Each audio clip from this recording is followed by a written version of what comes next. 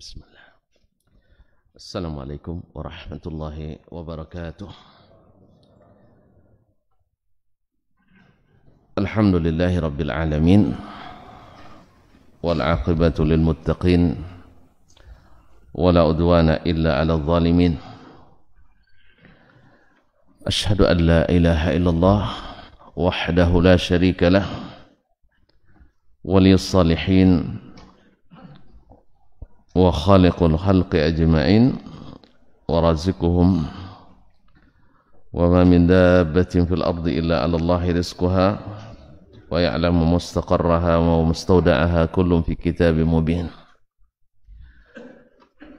وأشهد أن محمدا عبده ورسوله النبي الصادق الأمين صلى الله عليه وعلى آله الطيبين وأزواجه الطاهرات أمهات المؤمنين وأصحابه القادة الغر الميامين ومن تبعهم بإحسان إلى يوم الدين. أما بعد فاتقوا الله أيها المسلمون فإنه قد فاز المتقون. يا أيها الذين آمنوا اتقوا الله حق تقاته ولا تموتن إلا وأنتم مسلمون. Bapak dan ibu-ibu, saudara-saudara dan saudari-saudari sedang jamaah subuh Masjid Zaid bin Thabit radhiyallahu ta'ala anhu Pekanbaru, ataupun yang mendengarkan melalui Radio Rabbani 91,1 FM, atau yang menyaksikan melalui media dimanapun berada. Alhamdulillah, subuh ini kembali bercahaya. Semoga menerangi jalan kita menuju surga. Dengan izin Allah kita datang. Mudah-mudahan Allah mengizinkan kita juga nanti pulang. Mudah-mudahan menjadi tamu yang berkesan, sehingga tak satu pun kecuali mendapatkan bingkisan.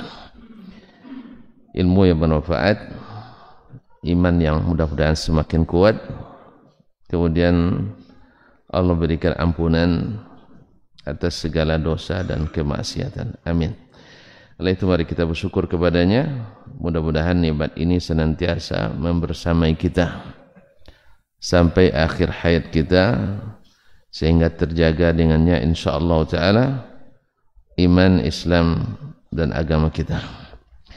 Ma'asyiral kiram yang dirahmati Allah SWT, semoga selawat dan salam senantiasa menghiasi majelis kita untuk Nabi besar Muhammad sallallahu alaihi wasallam.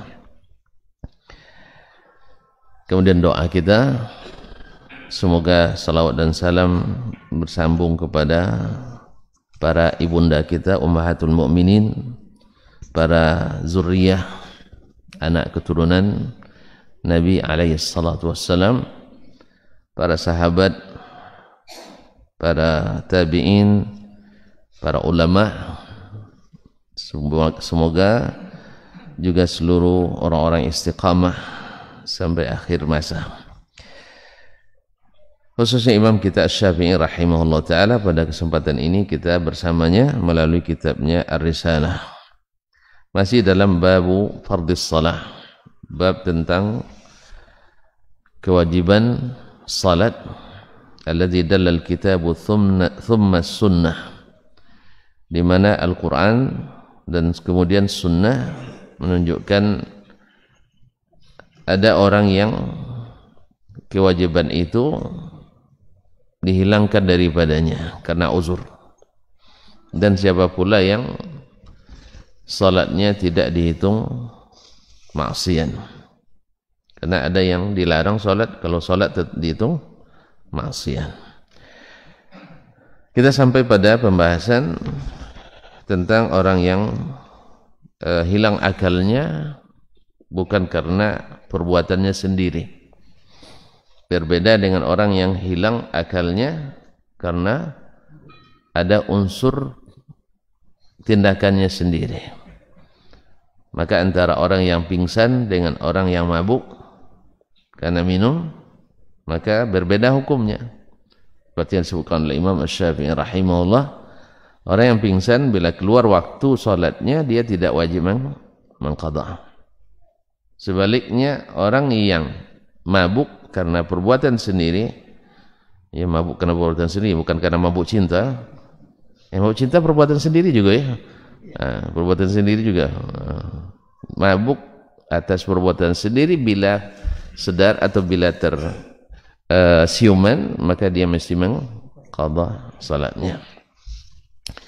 Imam Syafi'i menyebut karena alasannya ini karena perbuatannya sendiri, ini karena perbuatan atau kehendak Allah tabaraka wa ta'ala. Beliau mengkiaskannya ke orang yang junub. Orang junub tidak boleh meninggalkan salat karena itu perbuatannya, ada unsur campur tangannya. Dia bisa menghilangkan janabahnya kapan dia kehendaki. Tak ada air boleh pakai tayamum, atau tak boleh pakai air karena misalnya terlalu dingin sekali, atau karena tidak ada air, atau karena luka dan sebagainya yang tidak dibolehkan pakai air, maka dia boleh ganti dengan tayamum. Nah, jadi bisa dihilangkan.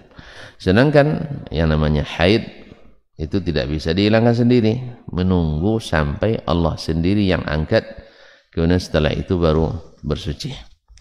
Maka ketika yang karena sebabnya sendiri, ya sebabnya sendiri, bila dia tinggalkan maka dia berdosa. Dan orang yang karena sebab kehendak Allah semata, dia tidak berdosa. Oleh sebab itu dibedakan hukum antara keduanya. Baik, kemudian beliau melanjutkan, wa wajjahallahu rasulahu lil qiblati fis salati ila baitil maqdis. Allah mengarahkan rasulnya sallallahu alaihi wasallam ke kiblat di dalam salat ke Baitul Maqdis. Jadi dalam salat ya diturunkan kepadanya Al-Qur'anul Karim sedang menghadap kiblat, lalu pindah ke kiblat yang lain, seperti yang terjadi nanti pada ahli Quba.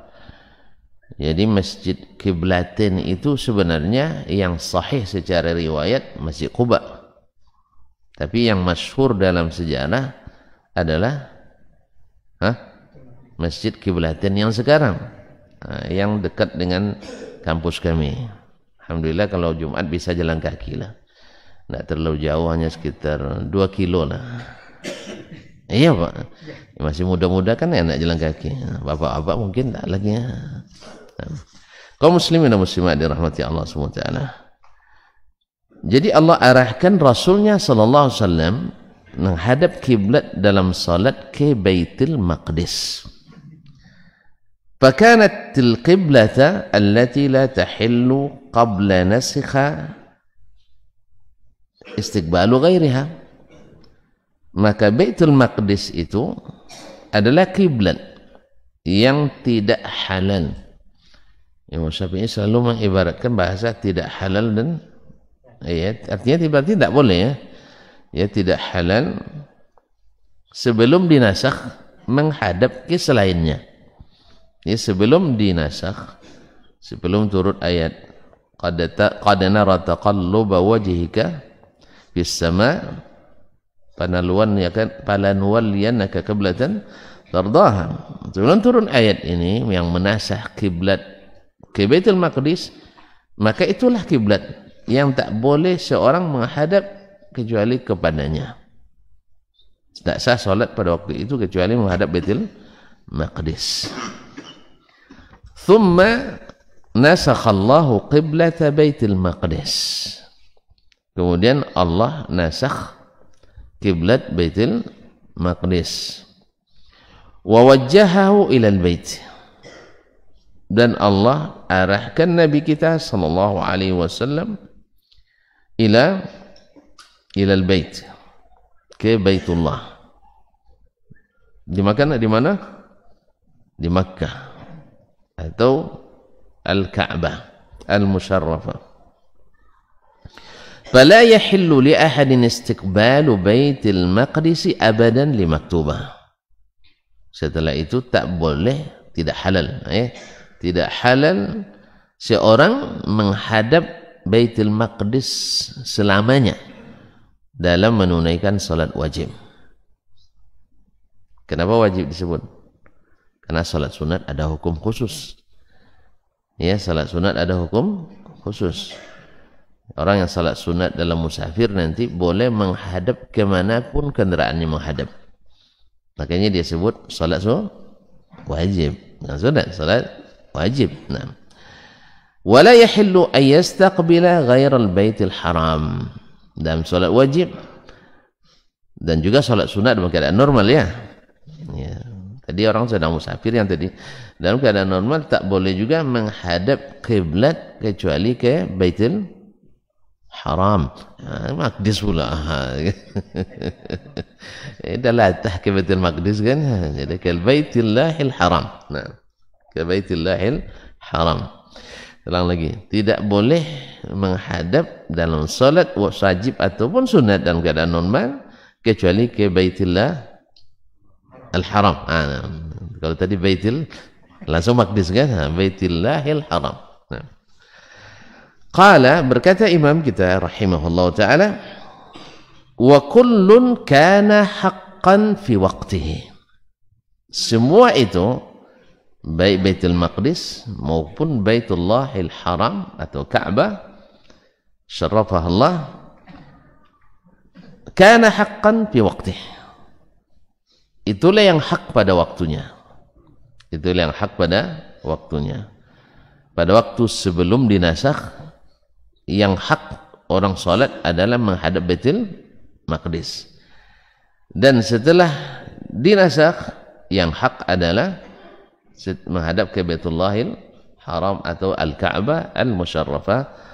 Zadallahu syarafan wa na'am tashrifan wa takriman. فكان التوجه إلى بيت المقدس أيام وجه الله إليه نبيه حقا.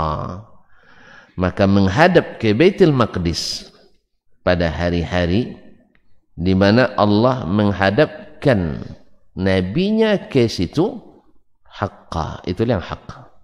Itulah yang hak. Thumma nasakhahu. Kemudian Allah nasakhnya. Nasakh masih ingat? Mengangkat hukum yang lama dengan dalil syar'i yang baru. Jadi hukum yang diangkat hukum apa? Syar'i ya. Kalau berita kan tidak dinasakh lah. Kalau berita tetap dia. Maka tidak ada nasakh tentang berita, yang ada adalah nasakh perintah dan larangan. Ma'asyiral kiram dirahmati Allah Subhanahu wa taala. Kemudian apa kata beliau? Fasaral haqqu fit tawajjuhi ilal baitil harami abada. Setelah dinasakh, jadilah yang hak dalam menghadap ke Baitullahil Haram selamanya. Sekarang hak yang benar adalah menghadap ke Baitullahil Haram. La yahillu istiqbalu ghairihi fi maktubah. Tidak boleh menghadap selain Baitullahil Haram dalam salat wajib. Illa fi ba'dil khawfi. Kecuali dalam keadaan salat khauf, itu pun sebagian. Ya, dalam keadaan sebagian salat khauf. Salat khauf itu banyak caranya. Di antaranya adalah menghadap ke arah musuh bila musuh di arah kiblat. Di arah kiblat. Kalau seandainya musuh di belakang kiblat, nah gimana? Kita sholatnya mengarah membelakangi musuh, habislah kita. Nah, maka kita sekarang membelakangi kiblat, menghadap kiblat. Karena apa? Karena maslahat atau mafsadat ini harus dihindarkan. Karena orang-orang kafir itu ingin kita lalai. Fayamiluna alaikum mailatan wahidah. Sehingga dalam keadaan lalai itu mereka akan menyerang pun dengan satu kali serangan. Oleh itu kaum muslimin dan muslimat, nah dalam keadaan ini kita terpaksa menghadap ke musuh. Bukan, itu tandanya bahwa kiblat itu bukan itu yang kita sembah. Kan itu kan sebagian orang kan orang Islam tuh nyembah batu, katanya nyembah batu. Lalu dijawab oleh Buya Hamka dulu rahimahullah taala, ya harus dibedakan antara arah dengan tujuan. Ya, orang kalau berangkat dari Pekanbaru ke arah timur, ada yang tujuannya Jakarta, ada yang tujuannya Bandung, iya tak? Ada yang tujuannya Yogyakarta, ada yang tujuannya Solo. Solo ada juga, Solo tidak ke sana ya, Solo ke barat dia. Nah. Tapi tidak ada juga lakukan terbang sana. Ada? Tidak ada, tidak masuknya ya.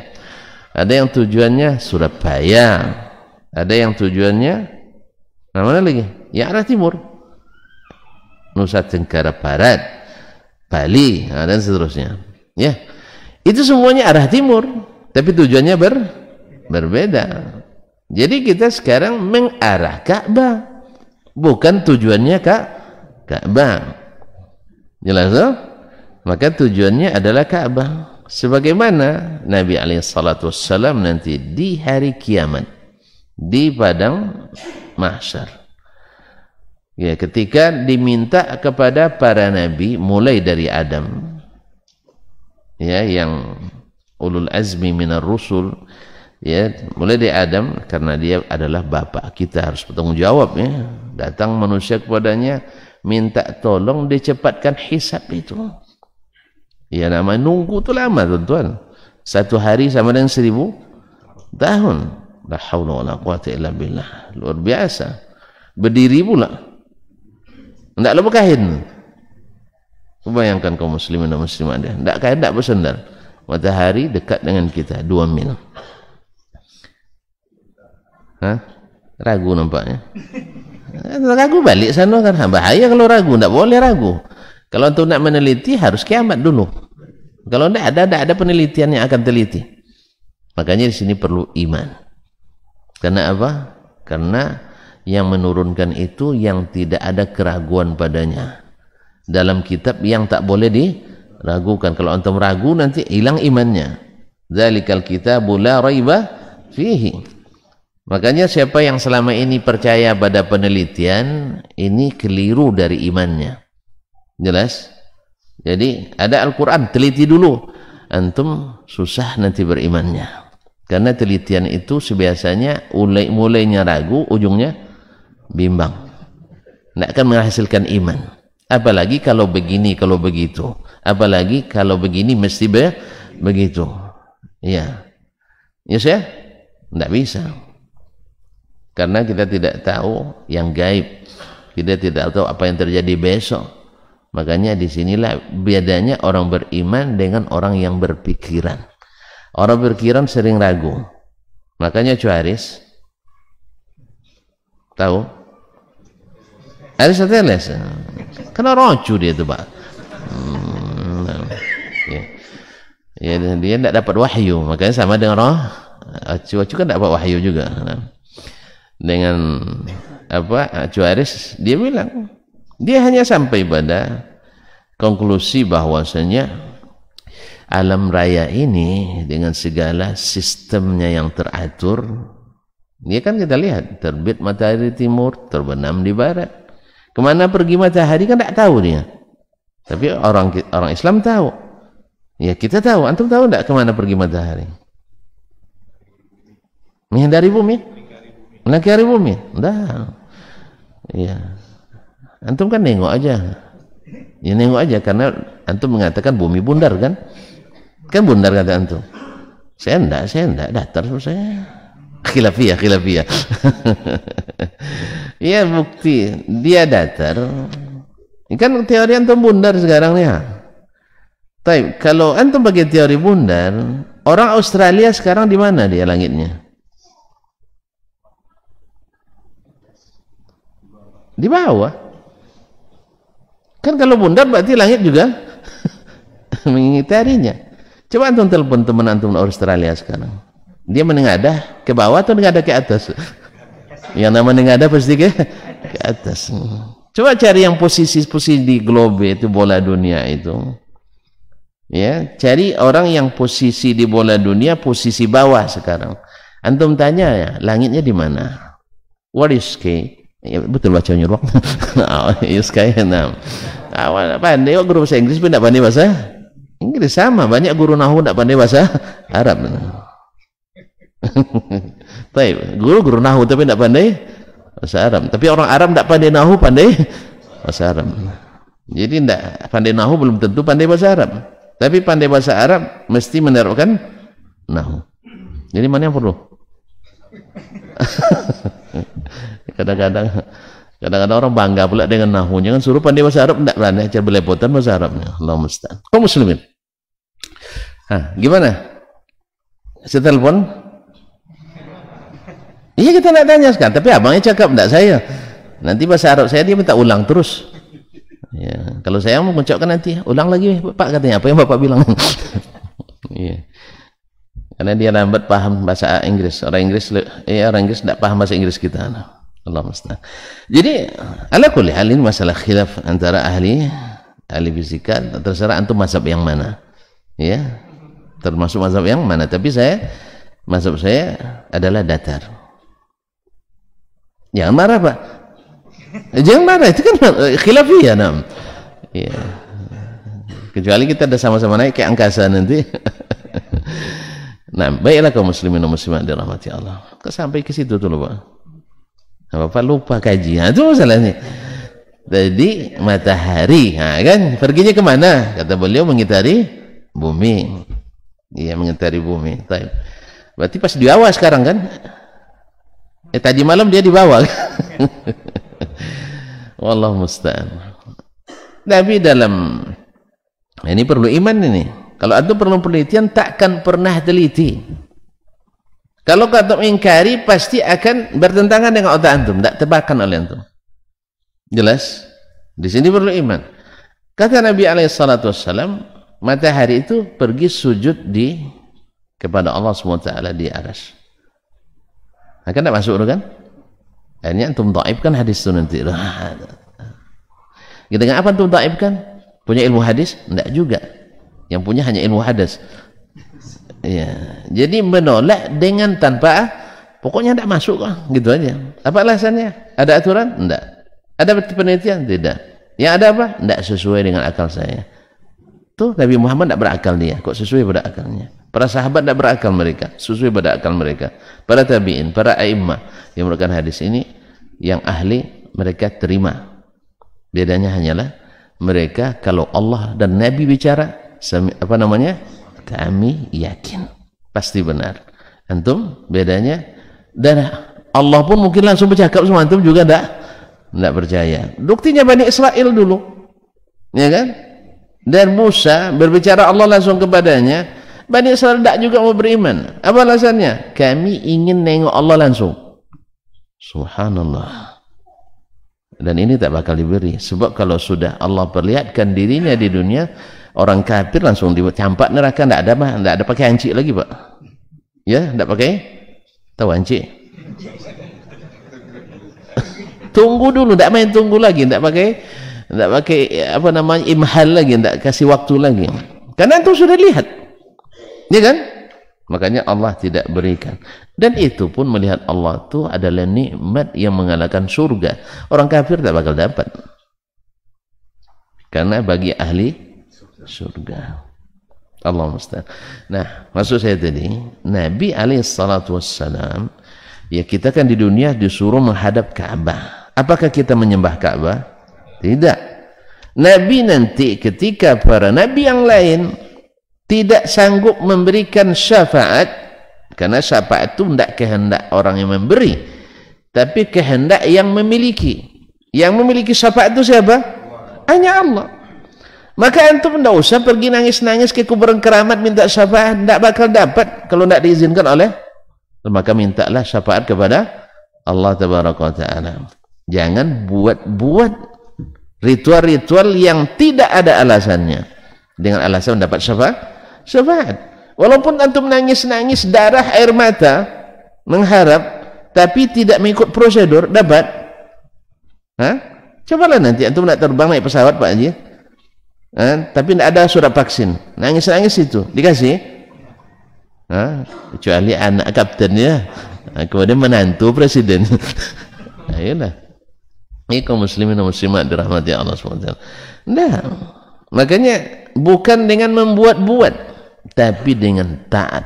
Itu yang akan mendapatkan syafaat. Ini kita kadang-kadang subhanallah dengan alasan supaya dapat syafaat dibuat-buat.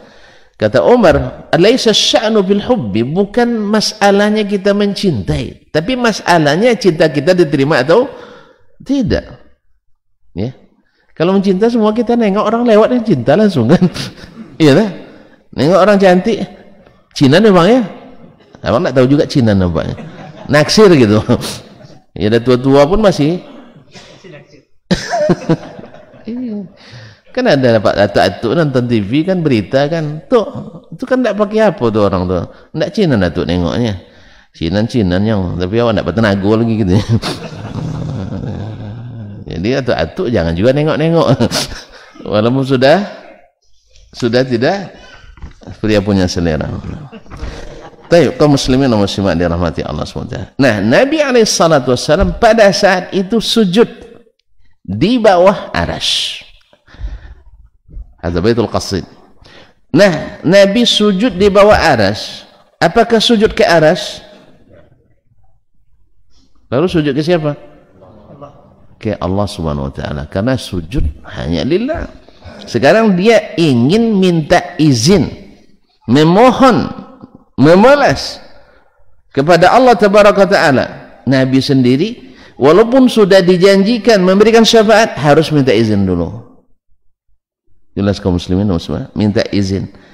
Allah, puji Allah dengan puji-pujian yang banyak yang belum pernah diajarkan di dunia ini. Subhanallah. Berarti ada pujian khusus. Tidak bisa pujian biasa, apalagi wirid-wirid yang dikarang. Apalagi wirid-wirid yang dikarang. Kaum muslimin dan muslimat dirahmati Allah SWT. Nah, kalau demikian Allah SWT, Nabi SAW sujud ke siapa? Ke Allah. Walaupun sujudnya di bawah aras. Itu artinya pandai Bapak rupanya, tapi bahaya ini Pak. Apa Pak mujassim jadinya. Jadi Nabi sujud di bawah aras, bukan sujud ke aras. Berarti sujud pada Allah, berarti Allah di atas aras. Kalau tidak, kenapa dia sujud situ? Jelas? Alhamdulillah. Oh enggak, kan sujud di mana aja, yang penting Allah di mana-mana kan itu. Pas pula dekat aras di situ. Ya aras untuk apa? Untuk apa datang aras? Diangkut oleh berapa orang malaikatnya? Wa hamilu arsya rabbika fawqahum yawma idzin 8. Berarti kecil aras. 8 cuma malaikatnya. Itu bayang oleh apa? Kalau pakai analogi itu bayang 8 orang bawa, berarti ya kursi 8 kali 8 meter. Iya saya?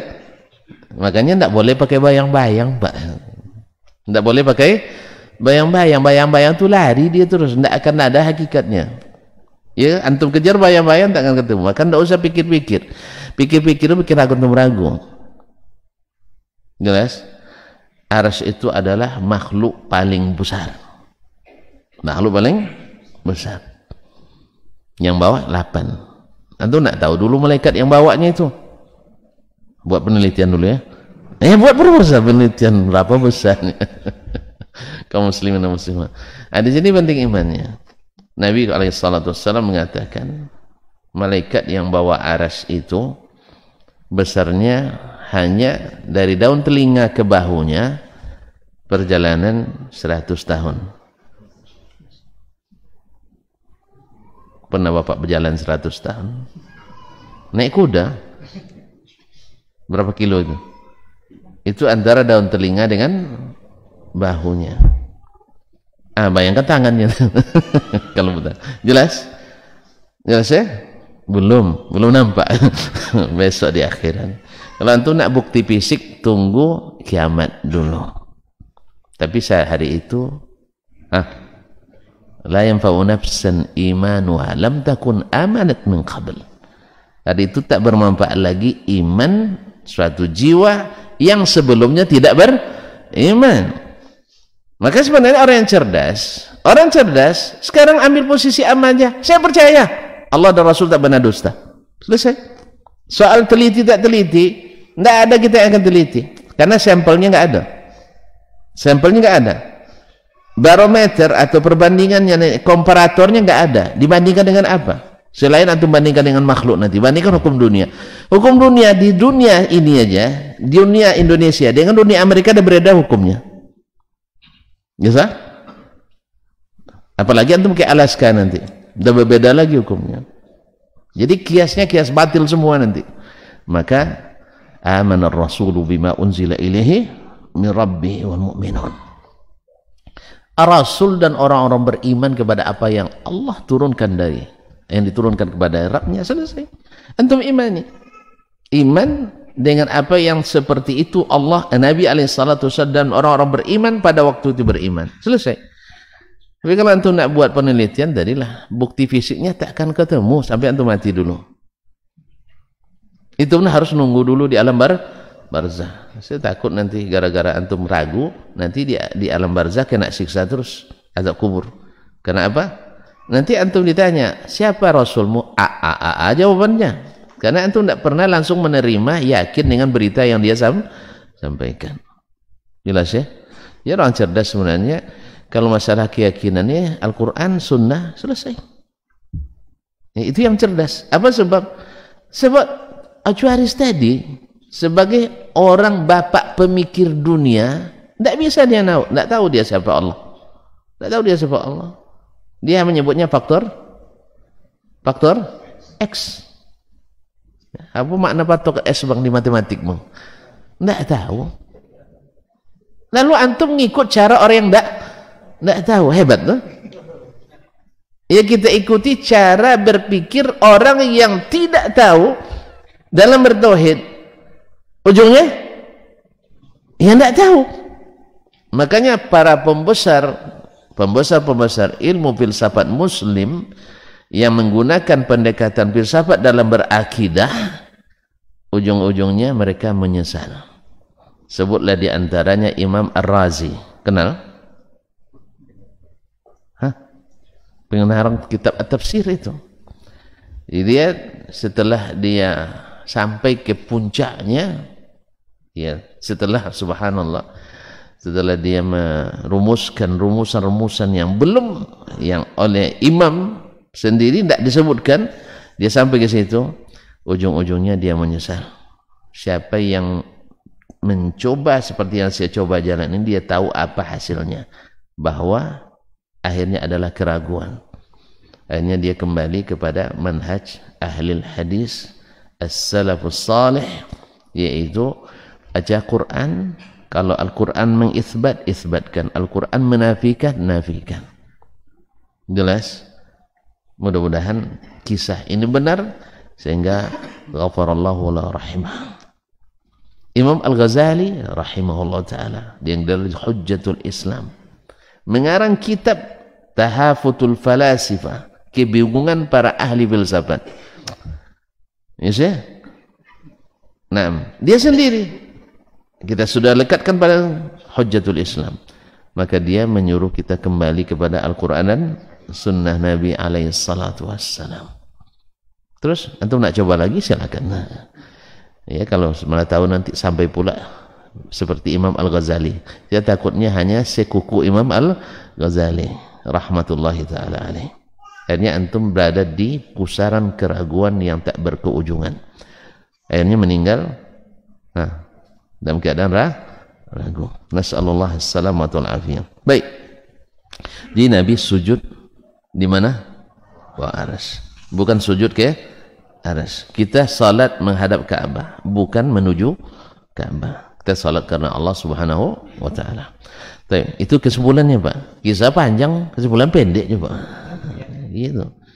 Nah, soal kalau langsung to the point, Bapak ngantuk. Sama saya juga. Itu bahasa kita muter-muter dulu ya. Itu sebabnya mungkin sopir apa namanya?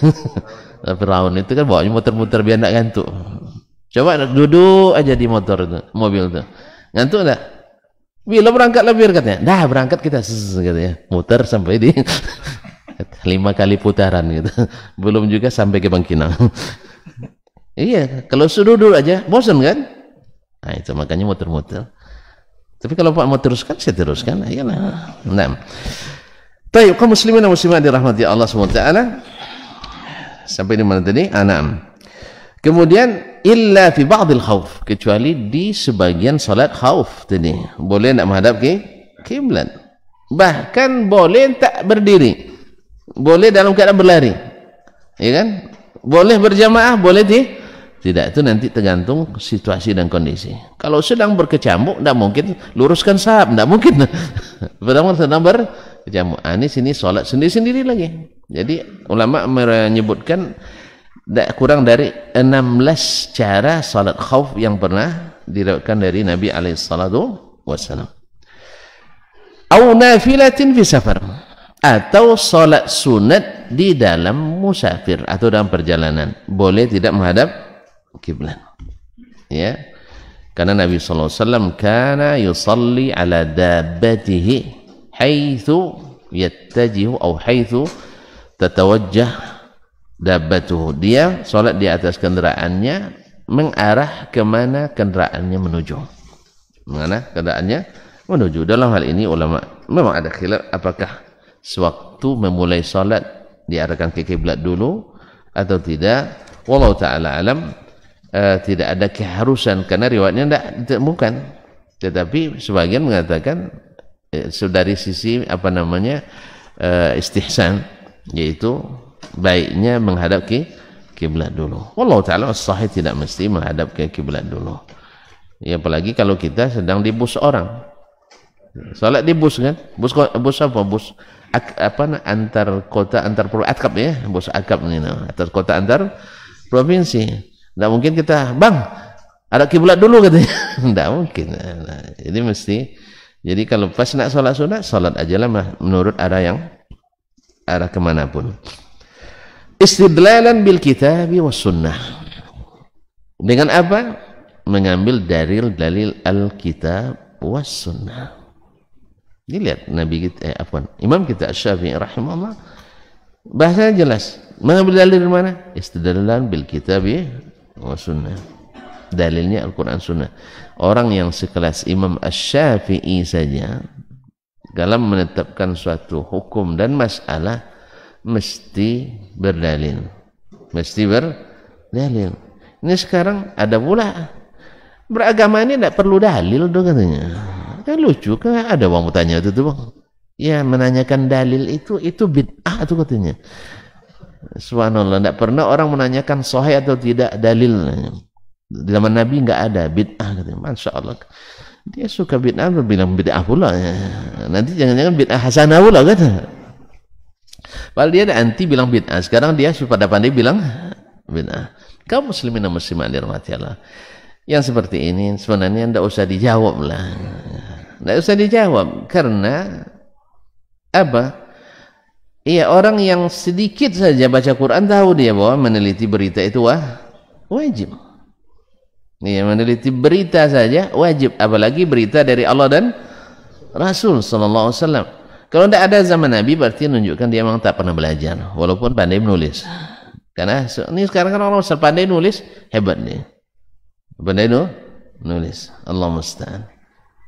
Kadang beberapa tulisan. Tadi saya katakan, nyesal kita membacanya karena habis waktu, awalnya ragu, ujungnya bimbang.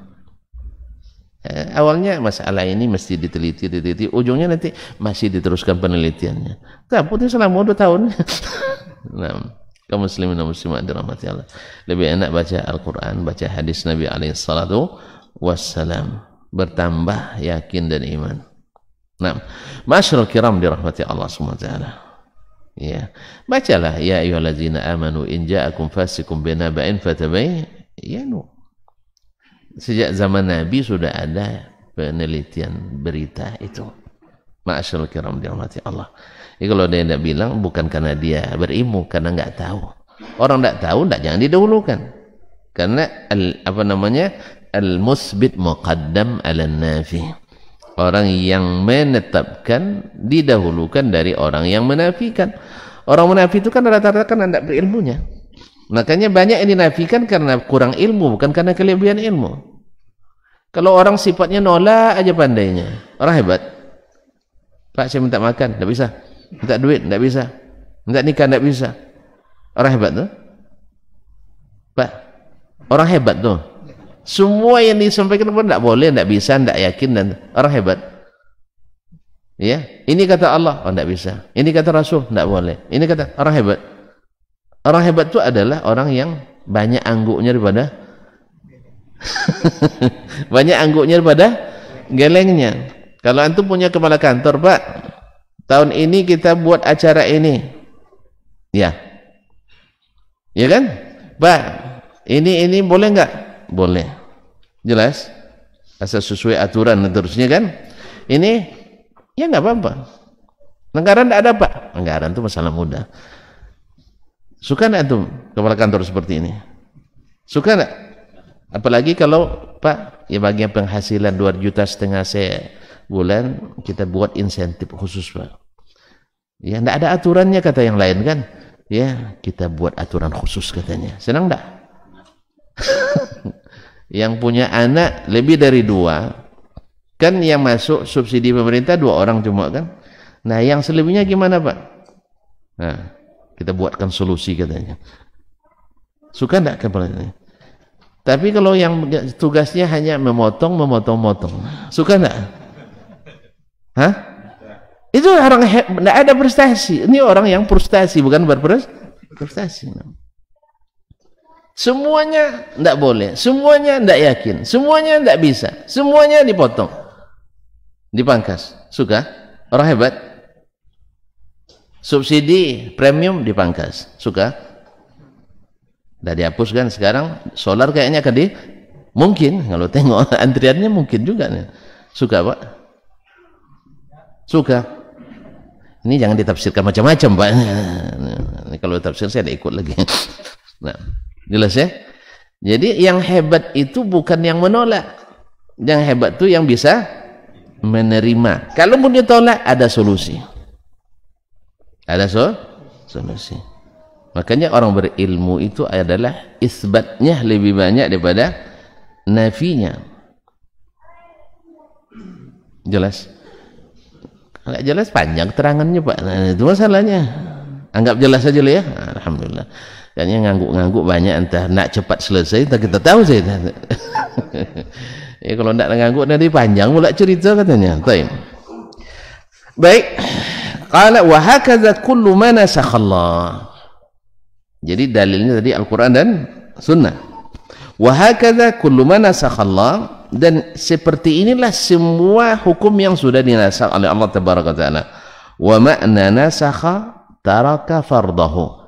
Makna kalimat nasakha, menasakh adalah meninggalkan, mewajibkan. Artinya tidak lagi mewajibkan. Kana haqqan fi waqtihi, yang mana waktu itu itulah yang hak. Wa tarkuhu haqqan idza nasakhahu Allah, dan meninggalkannya itulah yang hak ketika Allah sudah menasakh. Fayakunu man adraka fardahu muti'an bihi wa bitarkihi. Dengan demikian orang yang menemukan sebelum dinasakh taat pada masa itu, dan orang yang menemukan setelah dinasakh juga dihitung taat. Naam. Wa man lam yudrik fardahu muti'an bittiba'il fardin nasikhi lahu. Siapa yang tidak menemukan fardunya tadi, yaitu fardu menghadap Baitul Maqdis, berarti dia taat mengikut fardu yang menasakh, yaitu menghadap Baitullah. Ini perlu didudukkan karena orang-orang ini, orang-orang Yahudi waktu itu memprovokasi. Ya, karena selama 16 bulan seperti riwayat Imam At-Tabari, 16 bulan kaum muslimin kan menghadap ke Baitul Maqdis. Itulah Nabi kalian, sia-sia kerja kalian jadinya selama 16 bulan. Sayaqulu sufaha minan nas ma wallahu an qiblatihim allati kanu 'alaiha. Maka Mereka berkata, orang-orang sufaha seperti yang akan disebut oleh Imam Syafi'i rahimahullah, mereka memprotes. Orang-orang tidak paham. Yang suka protes itu banyaknya, ya. Yang suka protes kan kebanyakan tidak paham. Ya, makanya antum jangan suka protes. Karena protes itu bukan karena paham pada umumnya, karena tidak paham. Ya, sekarang dia protes, besok ya dia yang diprotes di hal yang sama. Makanya Al-Khalifah Abdul Malik cerita lagi coba. Enggak apa-apa ya. Enggak apa-apa nih. Nah, yang gini-gini ini suka tonton. Nah, Abdul Malik bin Marwan rahimahullah, salah seorang khalifah Bani Umayyah. Beliau dia seorang ulama. Seorang ulama. Dan ulama bukan biasa, berkelas. Dia penuntut ilmu. Karena dulu para khulafa itu rata-rata mereka di masa kecilnya hafal Qur'anul Karim dan hidup di kalangan para ulama. Para khulafa, orang-orang tuanya menghadirkan ulama-ulama besar. Makanya Abu Ja'far kan ingin hadirkan Imam Malik ke rumahnya kan, ke istananya. Imam Malik kan tidak mau. Ya. Kalau tuan-tuan tahu kelasnya Imam Malik, sampai hari ini jadi imam dia.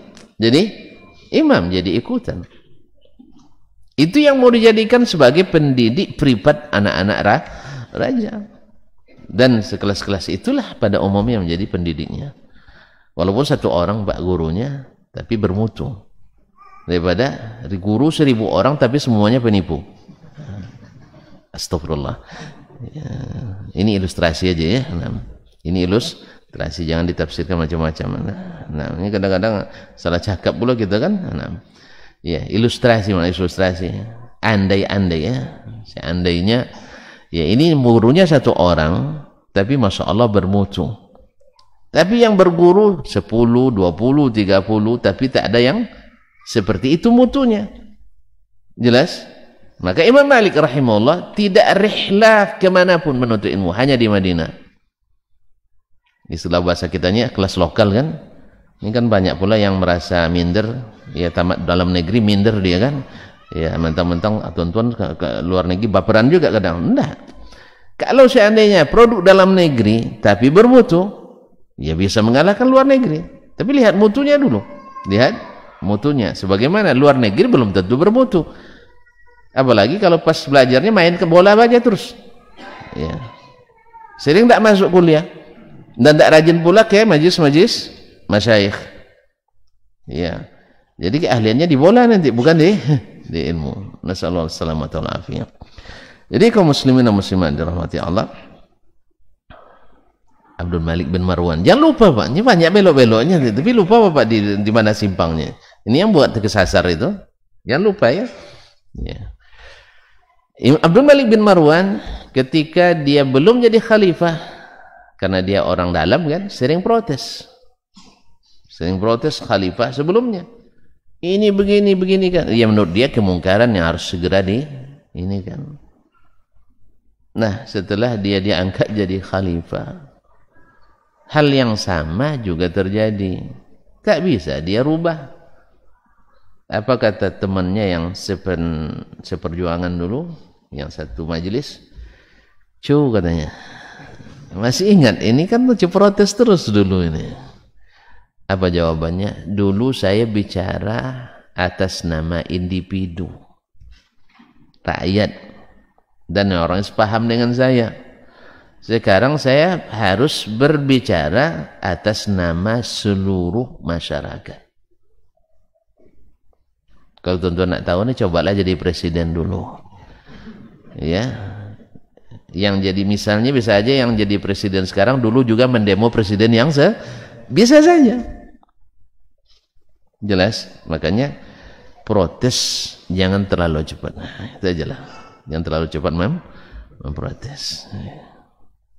Pikir-pikir dulu. Saya kalau di posisi itu bisa enggak ya? Nah, gitu aja dulu.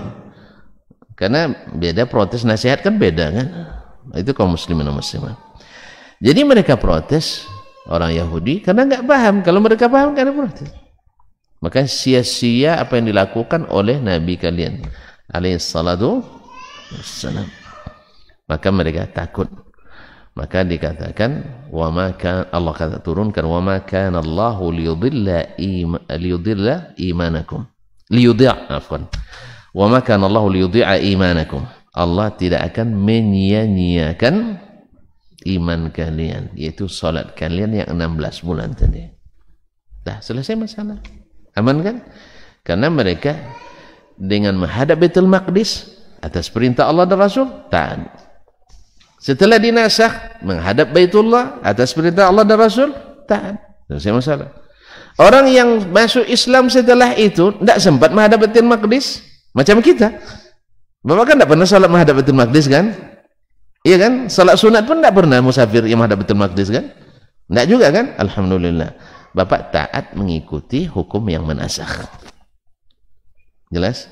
Yaitu falanuwalliyannaka qiblatan tardaha fawalli wajhaka syatral masjidil haram.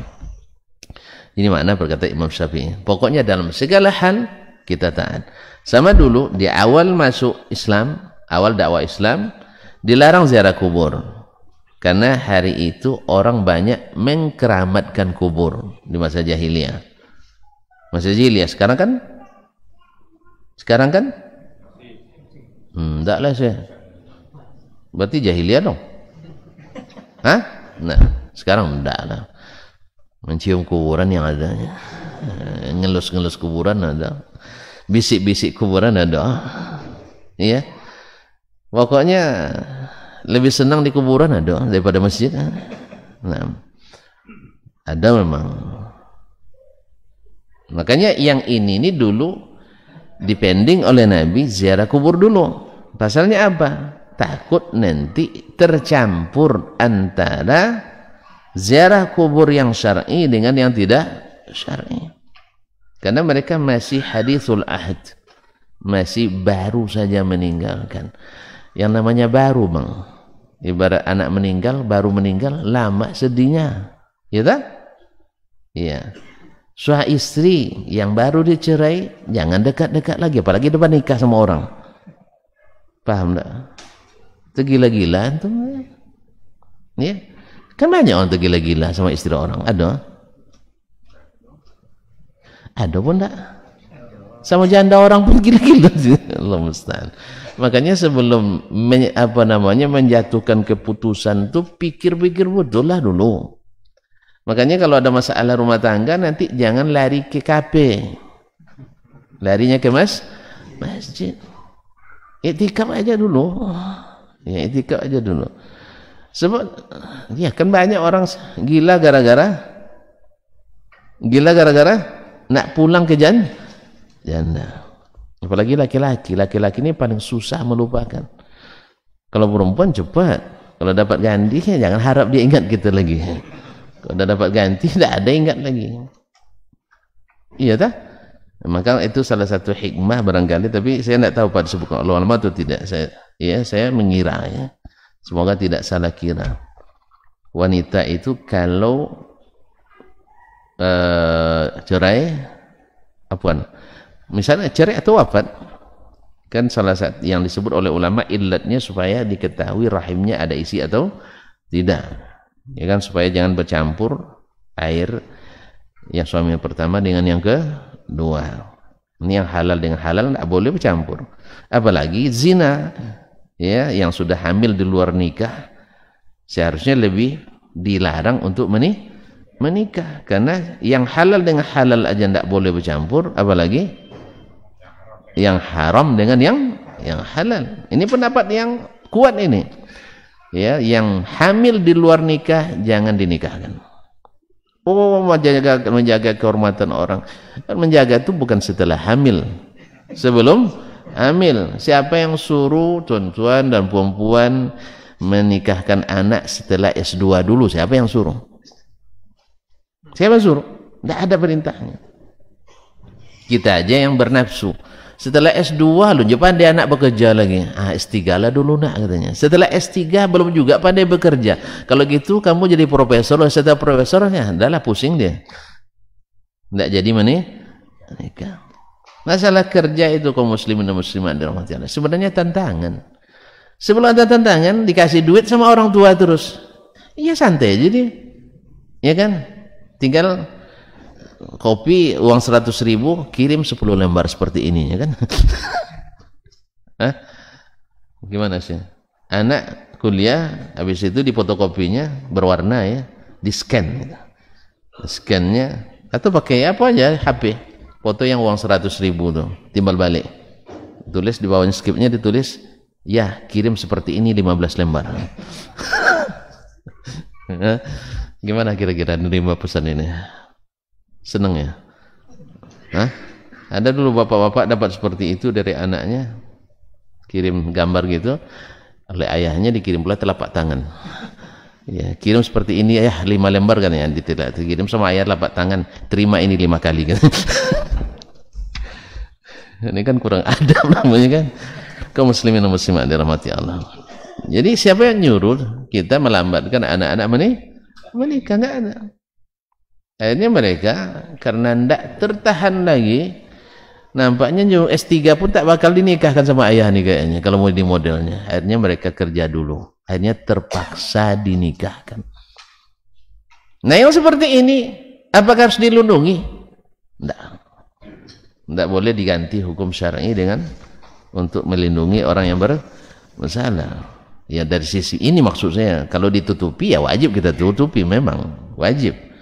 Cuman jangan dengan cara memaksa menikahkan mereka yang sudah berzina. Karena dengan menetapkan hukum ini tidak sedikit yang tinggal beberapa hari lagi akad mereka angsur kerjanya. Ya, curi star. Apalagi di masa sekarang.